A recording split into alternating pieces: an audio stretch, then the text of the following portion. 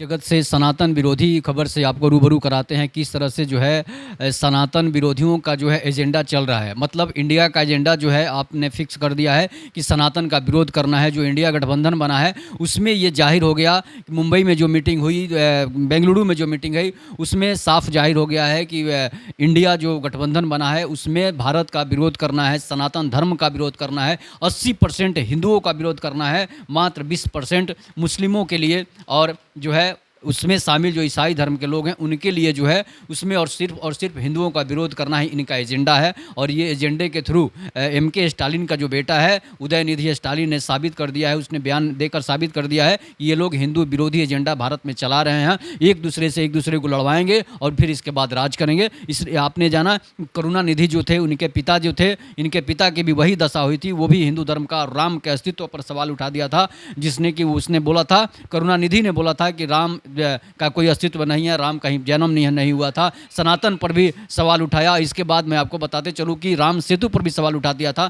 उसके बाद काफ़ी हंगामा मचा हुआ था। लेकिन आपने देखा कि 2018 में किस तरह से जो है करुणानिधि की मौत हुई थी। एक दर्दनाक मौत हुई थी। न उनको बेटा पूछने आया, न उनकी पत्नी पूछने आई, न उनकी पुत्री पूछने आई। इस तरह से जो है काफ़ी दिनों से, महीनों से बीमार थे और खाट पर पड़े हुए थे। न उनको कोई पानी देने वाला था, जैसे कि अनाथ आश्रम में लोगों को डाला जाता है, उस तरह की स्थिति हुई थी। इसलिए अगर आप भगवान का अपमान करेंगे आपको दुख भोगना ही निश्चित है। इसलिए आपने बहुत बड़े बड़ों को देखा है, रावण और कंस जैसे मिट गए सनातन को मिटाने वाले, तो फिर आप क्या हैं? मुगल जो मिटाने के लिए सनातन को आए वो नहीं मिटा पाए, अंग्रेज सनातन को मिटाने के लिए आए वो नहीं मिटा पाए, तो फिर करुणानिधि का बेटा उदयनिधि स्टालिन क्या कर सकता है कि उसकी औकात ही नहीं है। हिंदू सूर्य की पूजा करते हैं, आप सूर्य को नहीं मिटा सकते। हिंदू चंद्रमा की पूजा करता है, आप चंद्रमा को नहीं मिटा सकते। हिंदू गंगा का पूजा करता है, गंगा जी को नहीं मिटा सकते। हिंदू हिमालय पहाड़ और कैलाश पर्वत की पूजा करता है, आप उसको नहीं मिटा सकते हैं। तो फिर आप हिंदू धर्म को मिटाने की बात बार बार क्यों की जाती है? इसका मतलब है कि धर्म परिवर्तन जो चल रहा है इसीलिए चल रहा है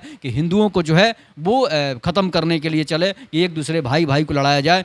कोई इस्लाम बनेगा, कोई ईसाई बनेगा, कोई हिंदू रहेगा, तो धर्म के नाम पर ये लोग लड़ेंगे और आपस में ही फूट डालने का ये लोग काम करेंगे। इसीलिए धर्म का धंधा जो है तेज़ी से चल रहा है। तो आपने करुणानिधि को देखा, आपने एमके स्टालिन को देखा, और ये लोग ईसाई धर्म को मानने वाले हैं, इसलिए सनातन पर हमेशा प्रहार करते हैं, सनातन पर हमेशा हमला करते हैं, ताकि जो है सनातन जो है ख़त्म हो जाए। और वो माफ़ी तक मांगने को तैयार नहीं हो रहा है। तो इसलिए आप अंदाज़ा लगा सकते हैं ये कैसे लोग हैं। तब तक के लिए नमस्कार। जय हिंद, जय भारत, जय श्री राम।